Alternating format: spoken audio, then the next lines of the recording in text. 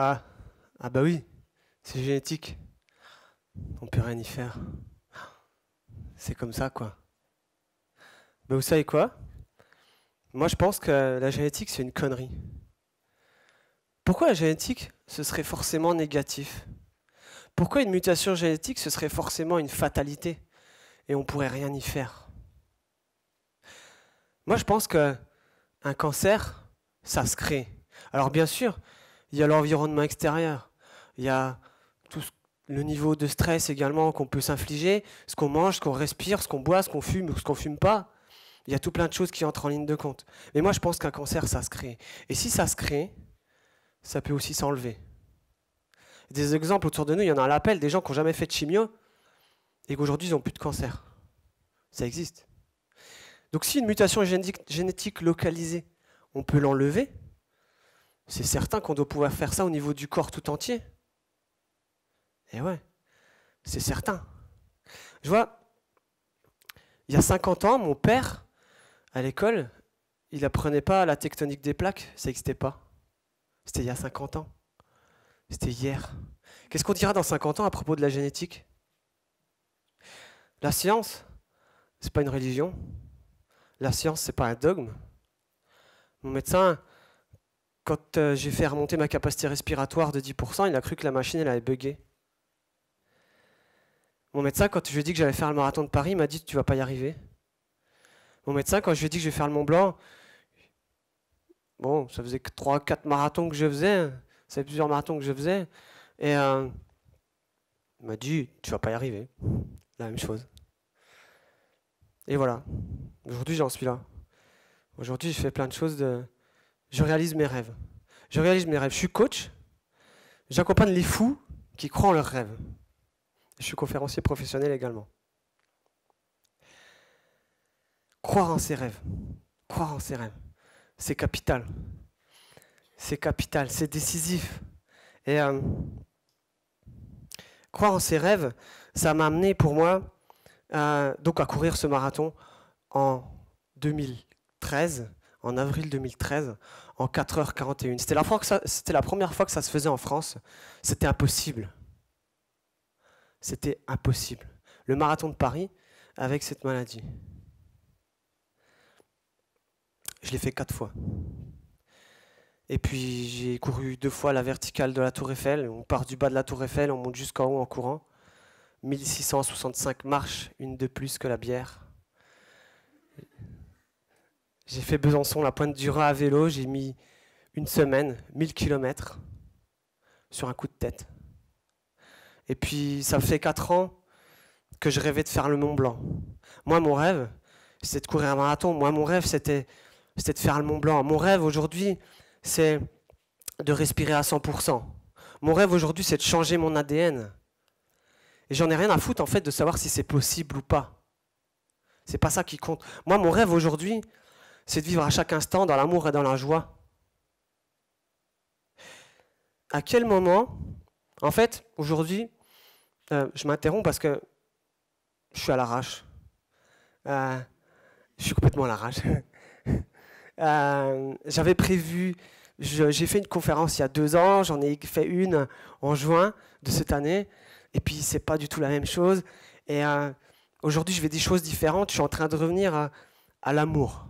Je suis en train de revenir à l'amour. J'étais beaucoup dans l'action ces derniers mois parce que j'ai déménagé, et je me suis oublié un peu. Et depuis hier, j'étais dans les transports et je pouvais rien faire d'autre qu'attendre. Je suis dans les transports. Alors, je me suis reconnecté à toute cette énergie que je vivais depuis le début de l'année. Et ça fait du bien de redescendre un peu, de ralentir. Il y a urgence à ralentir dans la vie.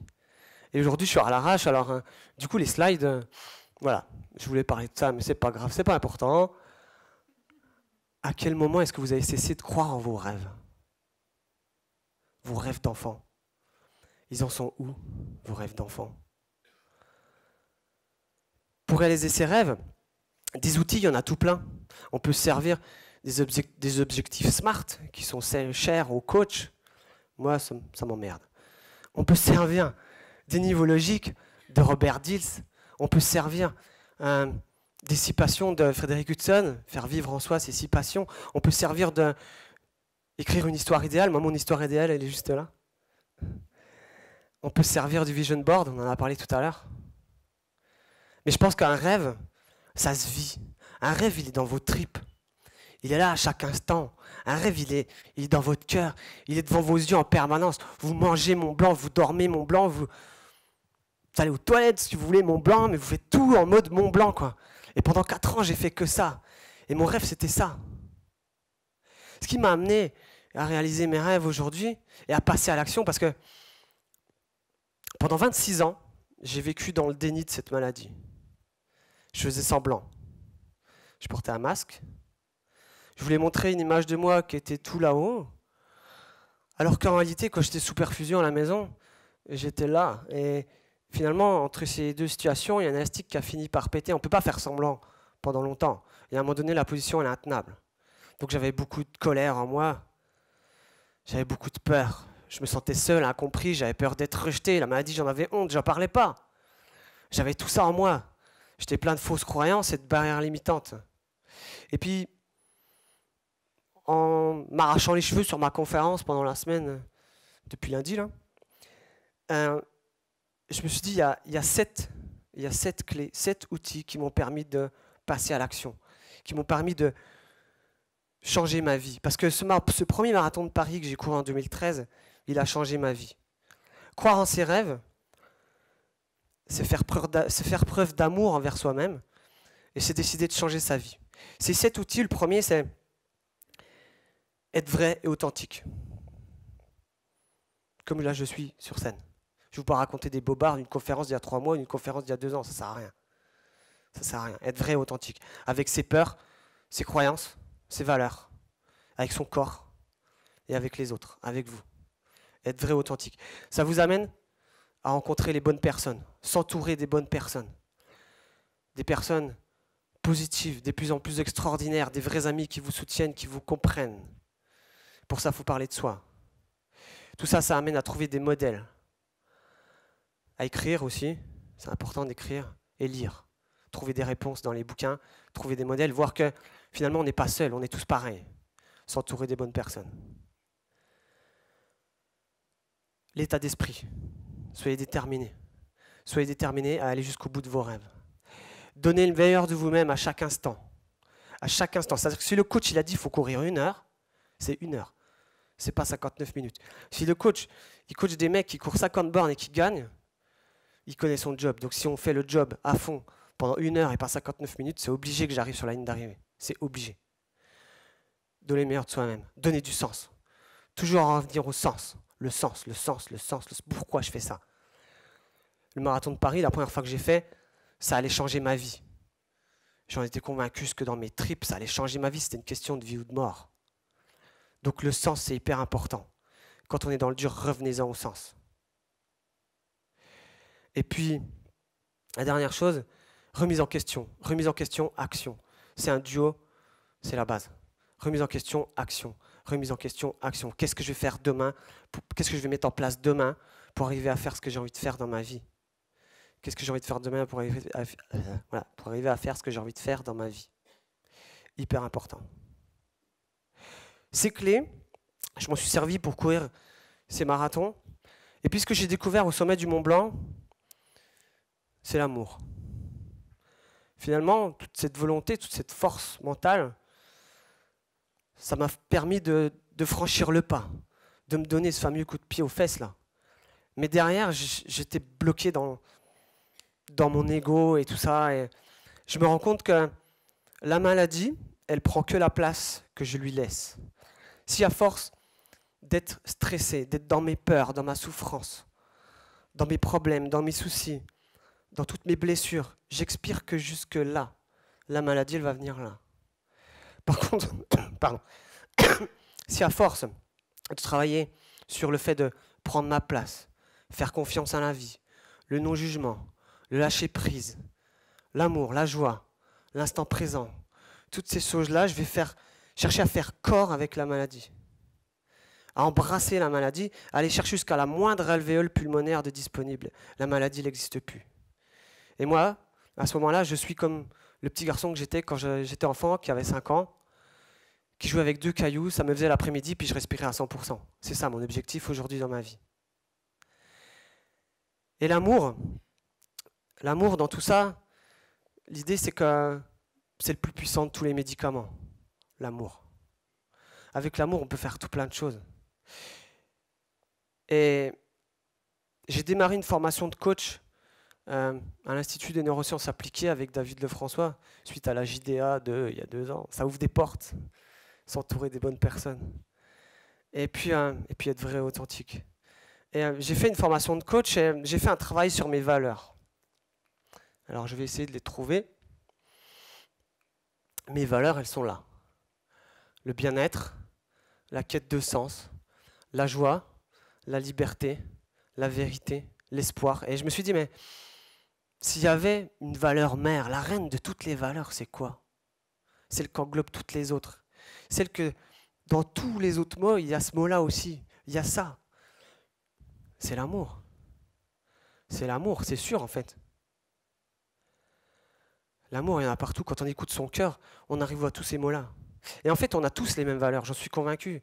C'est qu'on a tous les mêmes valeurs, c'est juste que chez certains, elles sont enfouies sous tout un tas de problèmes, de peurs, de souffrances, de blessures, l'ego, qu'en fait, tout un truc. Et c'est la peur qui domine. Mais on a tous les mêmes valeurs. Donc on a tous de l'amour en nous. On a tous de l'amour en nous. Même Trump, vous connaissez Trump, je ne sais pas si je le fais, j'aime bien se limiter un peu comme ça. Si on met un peu de la lumière orange, ça peut aller. Trump, Kim Jong-un, ou même lui. Ça fâche. Ça fâche, mais le mec, même si c'est le mec le plus con de la Terre, il a été bébé. Il avait des petits yeux de bébé. Et il faisait des petits sourires. Et on avait envie de lui faire des bisous. Et il y a forcément de l'amour en lui, c'est obligé tout au fond. Alors peut-être qu'on va creuser un moment. Hein. Il va falloir creuser un bon moment. Mais il y a forcément de l'amour quelque part chez ce mec-là.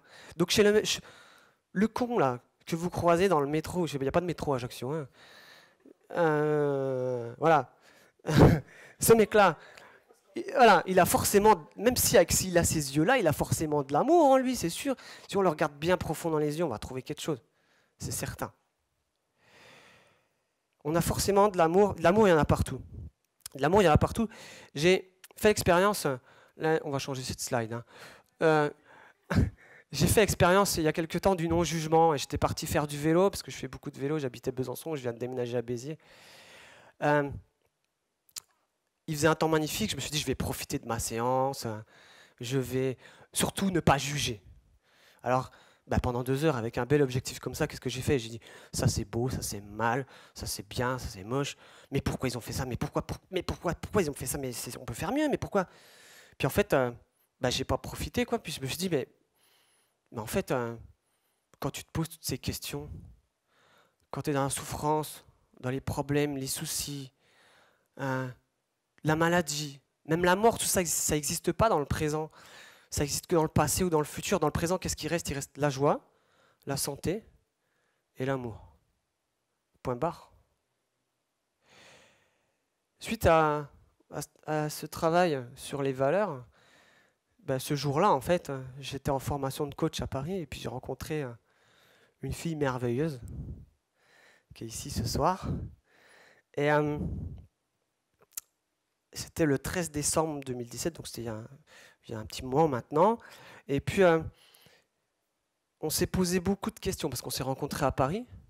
On s'est posé beaucoup de questions. Elle est coach, elle aussi. Alors, on s'est posé des questions de fou, quoi. Et ça n'arrêtait pas. 4 heures de téléphone. Alors là, au bout de 4 heures de téléphone, l'amour de soi, on peut le chercher quand on commence à avoir des crampes, là. Et moi, je suis allé courir derrière et j'avais une barre, là, et tout. Parce que je continuais à réfléchir à toutes ces questions qu'on se posait, quoi. Et je me dis, mais si on se pose toutes ces questions, c'est quoi le but derrière? C'est parce qu'on a envie de se rassurer par rapport à l'autre, par rapport à nos peurs? Est-ce que l'intention, c'est la peur? C'est parce qu'on a besoin de se rassurer? Ou est-ce que l'intention, c'est l'amour? Et qu'on a envie de découvrir l'autre? Moi, je me rends compte que toutes ces questions, cette souffrance, ça m'empêchait d'être dans mon corps quand je cours. Ça me fait souffrir. Parce que quand on n'est pas dans le présent, forcément, on souffre. Quand on se pose trop de questions, forcément, on souffre. C'est ce que je dis tout à l'heure. La maladie n'existe que dans le passé ou dans le futur. Et donc, Je dis, écoute, voilà. Je l'ai rappelé, je suis sorti de ma séance, j'étais tout essoufflé encore. Je dis, il faut que je te raconte un truc. Ouais, en fait, voilà, j'ai plus envie de me poser de questions. Je m'en fous de ce que tu me racontes. Je m'en fous. Écoute, tu fais comme tu veux, moi je t'aime. Et ben, une semaine après, ben, elle m'a dit qu'elle m'aimait aussi. Puis ben, il y a 15 jours, j'ai déménagé à Béziers, j'ai quitté ma pluie byzantine pour venir au soleil avec les moustiques tigres. Et me voilà. Et me voilà. Donc en fait, il n'y a rien à comprendre. Il n'y a rien à comprendre dans la vie. C'est Greg Braden qui dit cette phrase-là. Plus tu cherches, plus tu trouves. Et plus tu trouves, plus tu t'attends à trouver. Donc se poser des questions, c'est bien, mais si tu sais déjà que la solution, c'est l'amour, au final, quand on tire le fil de toutes les questions, on tombera toujours sur l'amour. Parce que c'est la valeur number one. À quoi ça sert de se poser des questions? Il suffit de dire « je t'aime ». Je t'aime. Dire à chaque fois que quelqu'un qui... À chaque fois qu'on croise quelqu'un dans la rue, lui dire « je t'aime ». À chaque fois qu'on voit quelque chose de beau, quand je fais mon sport, dire « j'aime, j'aime, je t'aime, j'aime ». Et quand je dis « je t'aime » autour de moi, c'est à moi que je dis « je t'aime » aussi. J'ai une amie qui... avant, je disais ça. Je m'interromps, avant, je disais ça. J'adore cette phrase, mais en fait, c'est presque une connerie maintenant, parce que je me rends compte qu'il y a besoin d'une seule raison. La seule raison, c'est l'amour de faire les choses. Et Mélanie, elle est partie au début de l'année. Elle a été greffée des 2 poumons, et puis ça n'a pas marché. Et à ce moment-là, j'ai ressenti de la colère, de la tristesse, de la rage. Et puis très vite, je me suis ressaisi, parce qu'il y a quelques années, j'aurais pu laisser faire traîner ça pendant un bon moment. Et je me suis dit, mais puisque j'ai le choix de ressentir de la colère, de la tristesse ou bien de l'amour, puisque j'ai le choix de me faire souffrir, puisque j'ai le choix de m'aimer aussi. Et à chaque fois que je dis je t'aime, c'est aussi moi que j'aime aussi, en fait. Donc cette fille, en fait, j'ai choisi de lui envoyer tout mon amour. J'ai choisi de lui envoyer tout mon amour. Et je le fais encore ce soir. L'amour. L'amour, c'est la base. L'amour, c'est la base. À quel moment est-ce que vous essayez de croire en l'amour, de croire que l'amour, c'est le plus puissant des médicaments, de croire que l'amour, ça solutionne tous les problèmes de la vie, de croire que dire je t'aime à ses parents, c'est la base. À sa copine. Vous attendez quoi? Sérieux? Hein? Écoutez son cœur, suivre ses rêves, c'est l'amour.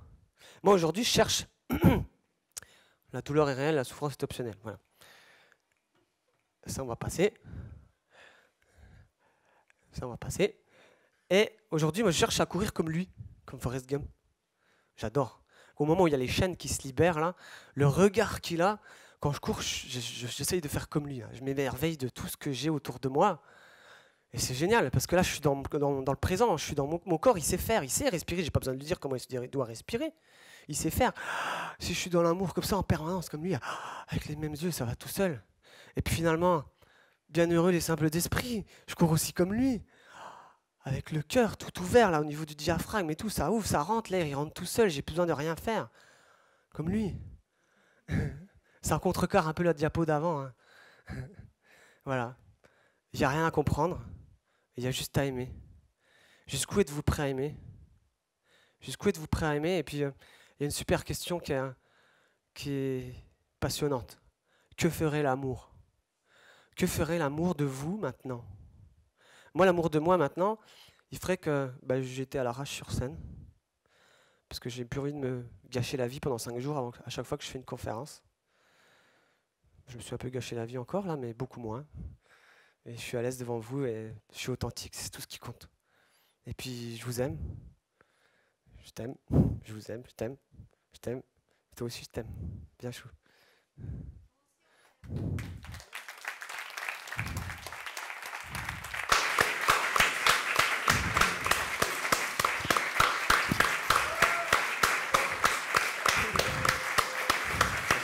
Merci.